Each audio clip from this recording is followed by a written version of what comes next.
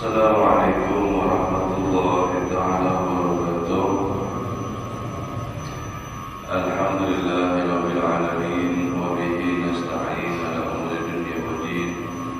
Wa sallallahu ala sayyidina Muhammadin khatamin nabiyyin wa ala alihi wa sahbihi ajma'in. Subhanaka la ilma lana illa ma 'allamtana innaka antal alimul hakim. Rabbi shrah li sadri wa yassir li amri wahlul 'uqdatam min lisani yafqahu qawli. Amin. Wa la haula wa la quwwata illa billahi rabbil alamin. Allahumma shalli wa sallim wa barik ala sayyidina Muhammadin nuril dzati wa sirri sari fi sahil asma'i wa sifati. Nawaitu ta'ala wa ta'alim wa tadabur wa tadhkir wa nafa'a wa intifa' wal ifadah wal istifada wal hatta kitabillah wa sunnati rasulillah wa du'a minal huda wa jalana al khair ibtigha wajhillahi wa maradihi wa qurbihi thawaba subhanahu wa ta'ala. Qala musannif rahimahullah ta'ala wa nafa'a bihi wa bi'ulumihi fid darain. Amin. Radhiyallahu anhum wa qala radhiyallahu anhu. Wa yanbaghi laka ayyuhal akh alla tuhibba wa la tasbaha wa la tasbah wa la tashaba illa ahla taqwa wa ahla al-'ilm wa ahla az-zuhdi fid dunya min ibadillahi shalihin. Dan sesayogianya untuk kalian, untuk kamu wahai saudara, hendaknya tidak mencintai dan tidak berkawan kecuali kepada orang yang ahlu taqwa, yang ahlu ilm, yang ahlu zuhud ada di dunia daripada hamba-hamba Allah Subhanahu wa ta'ala as-salihin yang baik. Kemarin itu dijelaskan bahwasanya betapa pentingnya kita memiliki teman yang pertemanan itu terbangun karena Allah Subhanahu wa ta'ala, bukan hanya sekedar kecocokan urusan hati ataupun rami di dalam berkawan, tapi hendaknya kita menemukan sosok teman seperti kalau kata Imam Syafi'i, yaitu makanan. Jadi teman itu ada terbagi menjadi tiga, kata Imam Syafi'i. Ada yang seperti makanan, ada yang seperti obat, ada yang seperti penyakit, racun. Nah, jadi teman yang menuntun kita kepada Allah Subhanahu wa ta'ala, teman yang bisa diajak untuk sama-sama dalam kebaikan, atau teman yang sering membantu kita untuk kebaikan, maka ini adalah seperti makanan yang dimana kita butuh, mau tidak mau harus membutuhkan. Nah, kalau kita jauh, kalau kita tidak makan, maka terasa lapar. Ya begitu juga berteman, harus kita selalu merasa butuh. Kemudian yang kedua seperti obat, yaitu adalah teman yang mungkin hanya membantu urusan dunia kita. Ada teman dalam bisnis atau dalam perdagangan yang kalau kita ketemu hanya sebatas pertemanan yang saling menguntungkan dan saling memberi manfaat untuk urusan dunia. Maka ini seperti obat, kita butuh saja datang, butuh datang. Kalau tidak butuh ya sudah, tidak perlu datang atau yang. Kemudian yang ketiga adalah seperti penyakit, yaitu teman atau orang yang selalu dalam kefasikan, dalam kezaliman, yang mereka itu selalu mukhalafah, bertentangan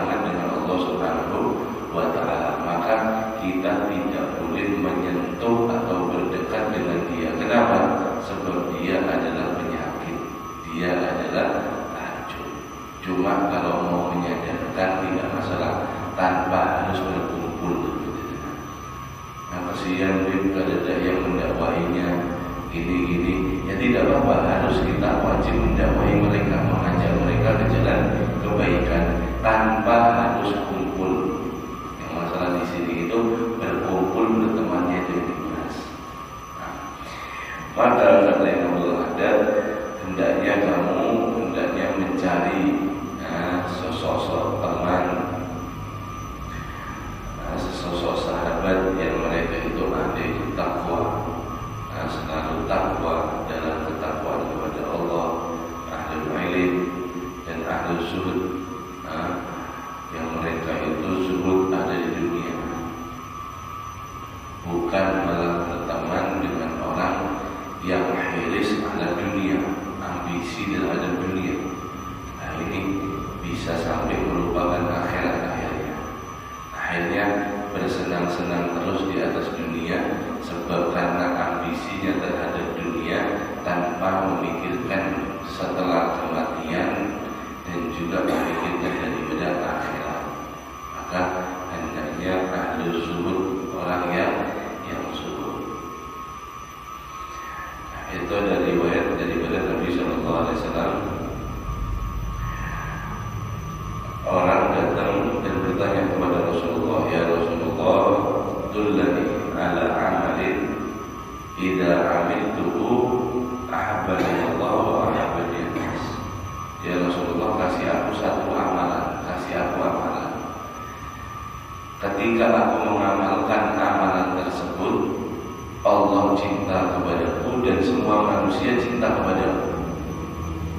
Rasulullah diminta amalan, tapi amalannya seperti itu.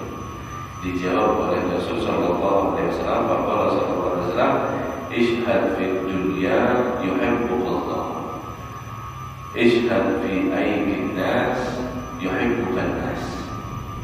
Wahai fulan, zuhudlah kamu kepada dunia, maka kamu akan dicintai oleh Allah. Dan zuhudlah kamu terhadap apa-apa yang ada di tangan manusia, maka kamu akan dicintai oleh semua manusia.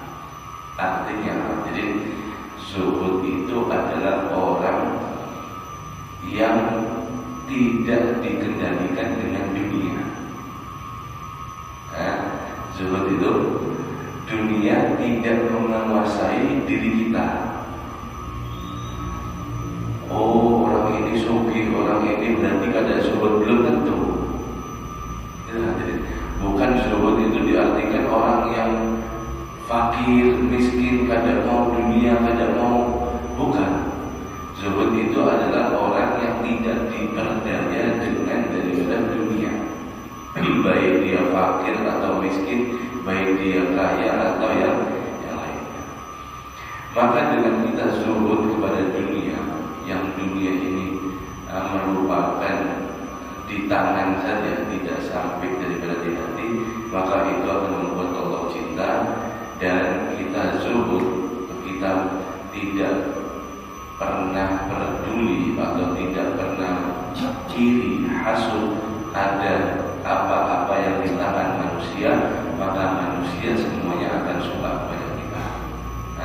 Ada mengurusi hartanya orang, ada melihat hartanya orang, maka orang semua manusia akan suka kepada kita.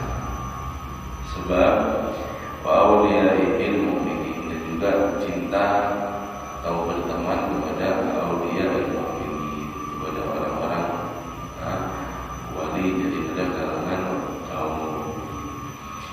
Fa innal mar'a ma'a man ahabba fid dunya wal akhirah kama fil hadis sahih. Sebab perkara sesuatu itu, bertemannya kita dengan siapapun itu, cinta kita dengan siapapun itu, maka kelak kita akan dikuburkan bersama mereka. Itu bagaimana hadis sahih, hadis sahih. Antara man ahbabta, kamu ini akan nanti dikuburkan dengan orang-orang yang kamu cintai.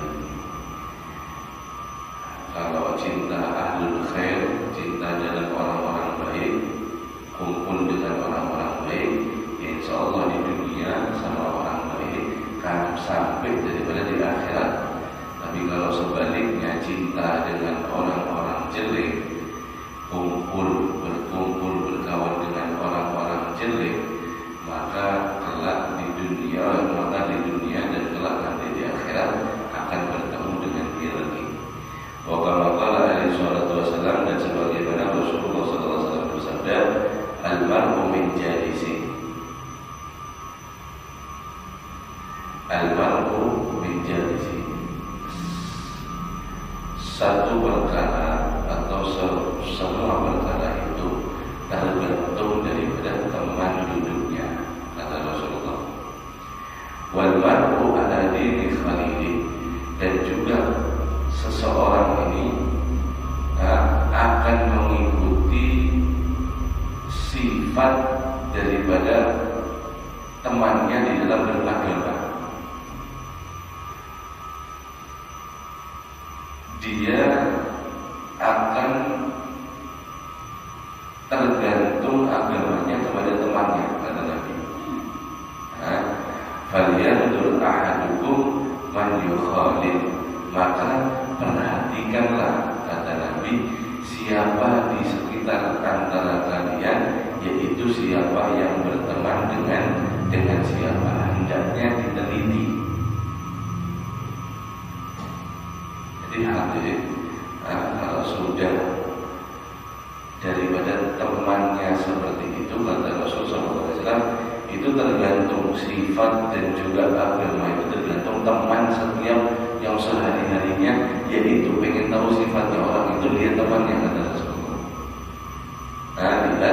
Lihat kepada temannya, maka itu akan sangat berdampak sekali. Itu akan berdampak sangat sekali, sebab tidak ada daripada rombongan kuda di dalamnya ada gajah, sama lari-lari. Rombongan kuda berjalan atau lari itu kan ada gajah.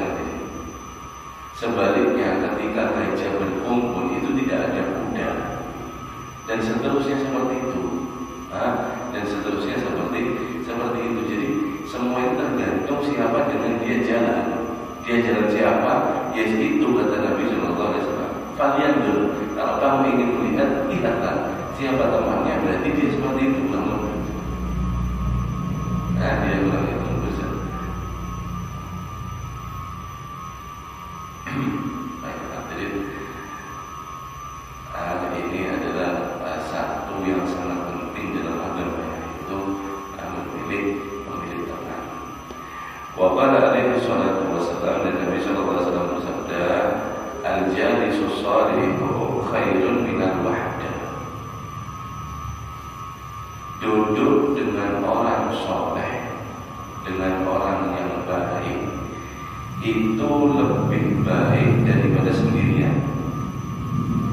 Duduk dengan orang soleh lebih baik daripada ketimbang kita menyendiri atau sendirian.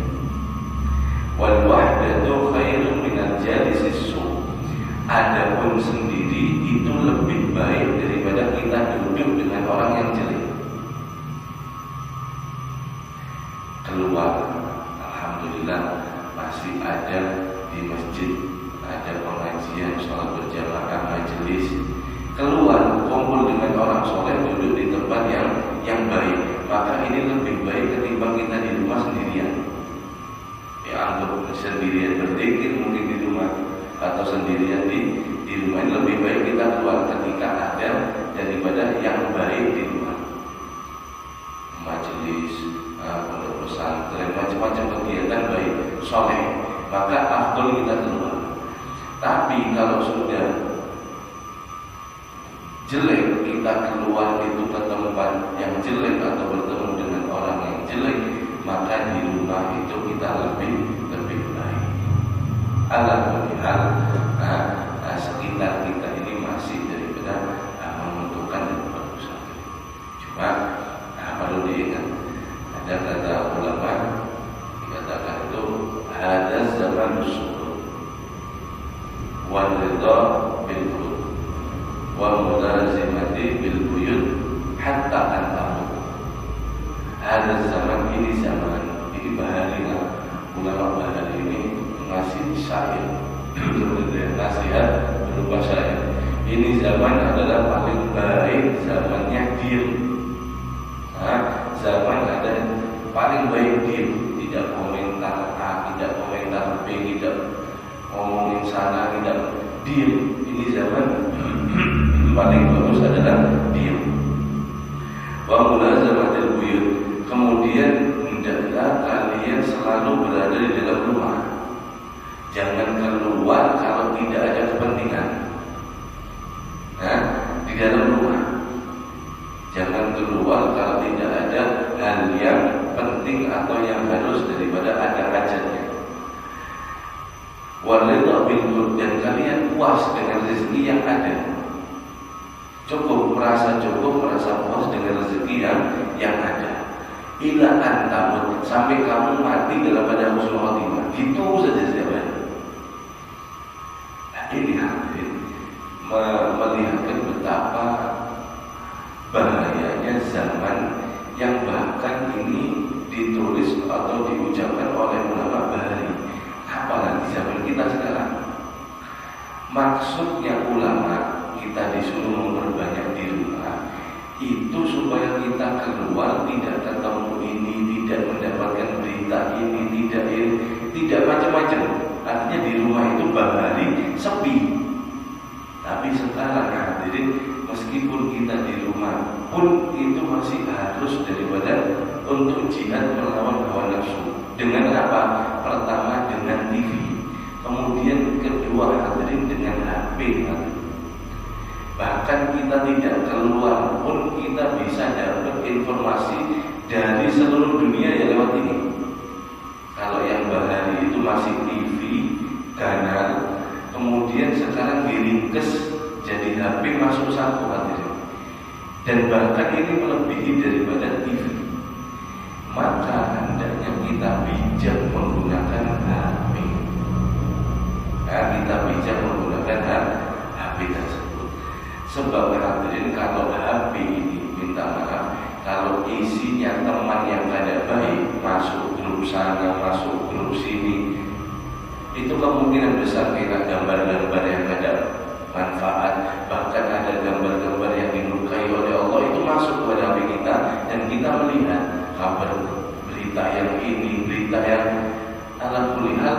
Ini adalah salah satu sarana daripada bisa orang, yaitu bisa untuk mendapatkan, menyembuhkan hati dengan HP, berkawan dengan yang baik, kemudian dia melihat daripada hal-hal yang positif, juga bisa memotori hati yang berdampak sangat besar.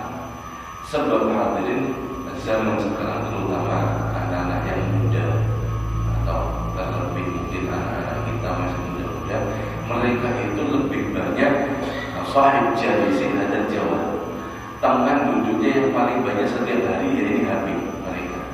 Dan bukan mungkin di antara kita bangun guring lihat HP, nanti habis sarapan, habis makan lihat HP, keluar di toko pegawai enak ngandul lihat HP, enak buka HP terus seperti itu sampai guling ketemu istri atau ketemu suami, makan buka HP masing-masing, HP-an masing-masing. Ini ada zaman. Dan yang paling besar dalam hidup kita, waktu yang kita habiskan ini termasuk dengan HP. Maka bijaklah dengan HP. Bisa dia menjadi amal soleh, bisa juga dia menjadi daripada dosa atau sayyi'ah, atau daripada sebuah keburukan. Jangan diremehkan. Jangan diremehkan. Nah, fasahbatul muttaqin, adapun berkawan dengan orang-orang yang bertakwa, al-shalihin, dan juga orang-orang yang saleh, qurbatun ilallah, itu termasuk daripada satu pendekatan diri kepada Allah Subhanahu wa ta'ala. Berkawan dengan orang yang takwa, yang baik, yang soleh, dengan berkawannya dengan mereka ini kita sama saja mendekatkan diri kepada Allah, dihitung ibadah. Wa hiya suhbatul mahmudatun masyhuratu, dan itu adalah pertemanan yang sangat-sangat terpuji dan akan merasakan dia hasilnya baik di dunia, bahkan nanti setelahnya ada di akhirat. Wa fi fadliha waradatil akhbar wal athar katsira, dan itu dalam keutamaannya orang yang berkawan dengan orang yang bertakwa, dengan orang yang saleh, itu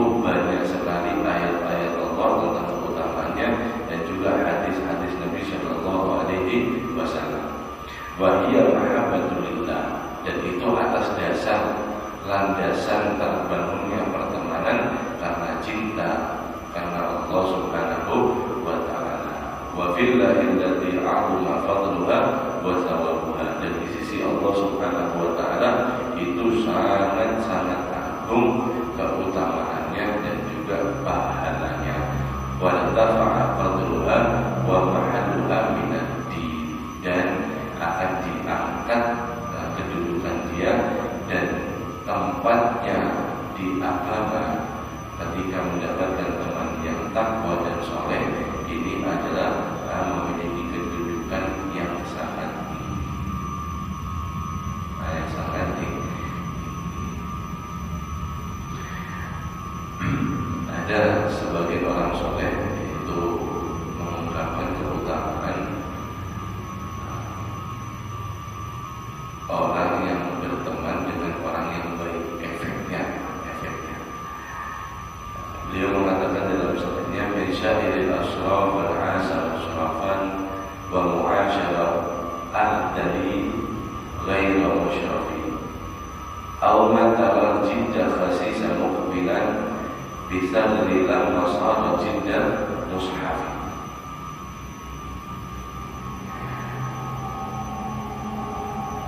Ada sapi hadir disembelih, kemudian sama tukang jadul itu kan dikuliti, kulitnya diambil, dagingnya dipisah, dagingnya dijual. Kemudian karena sapi itu besar, dibagi menjadi dua kulitnya. Satu dijual di toko sandal, kulitnya, kulit sapi. Satu dijual ke toko mushaf, toko Quran. Kemudian dijadikanlah dua ini, dua, satu tubuh tapi dua kegunaan manfaat. Yang satunya dibuat sandal kulit. Yang satunya dia dirajut kulit tadi dengan covernya Al-Quran. Ini Baharina. Bahari itu cover Al-Quran atau kitab-kitab itu kebanyakan dari kulit. Kenapa? Sebabnya itu awet, kemudian dan banyak sekali manfaatnya. Bagus, awet. Mungkin pernah ya, tapi di sini ada kitab kulit gitu. Ada kulit sapi asli gitu. Kitab-kitab bahari-bahari. Kalau kita lihat daripada peninggalan ulama-ulama kita bahari itu, kitabnya kebanyakan kulit. Kemudian dengan tadi yang satu Al-Quran jadi Al-Quran, yang satunya sandal. Yang sandal ini hadirin setiap harinya dia diinjek-injek orang. Nah, kemudian yang si Al-Quran ini setiap harinya dia akan dicium oleh orang. Dan haram hukumnya memegang kulit itu kalau ada punya wudu, harus suci. Dan tempat yang harus di atas, tidak boleh di bawah. Sedangkan sandal itu ada di luar, masuk masjid tidak boleh. Protes mungkin. Nah, sampai ini kok nyaman, kita ini dulu ini satu tubuh dulu, kan kita di satu sapi. Kemudian kok bisa kamu diciumi orang, kamu ditaruh di atas, kamu dikasih minyak parfum, minyak wangi dan sebagainya. Sedangkan saya ini kok selalu diinjak-injak sama orang. Mungkin anak-anak disempaki, dipapa. Kan tidak ada harganya. Ya apa nasibku ini? Betapa nasib? Dikatakan tadi, bukan dikatakan ya, maksudnya si Al-Quran tadi mengatakan, kalau bisa dia mengatakan seandainya sebab kamu berteman dengan kain, makanya kamu diinjak-injak oleh manusia, oleh siapapun. Lihat saya berteman dengan kalamullah, ayat-ayat Allah Subhanahu wa Ta'ala. Siapapun tidak boleh menyentuh aku dalam keadaan suci, baru boleh. Dan kalaupun aku jatuh, aku langsung diangkat ke atas lagi. Aku dihormati sedemikian rupa, sebab bukan diriku yang mulia, tapi aku berkawan sama kalamullah, ayat Al-Quran.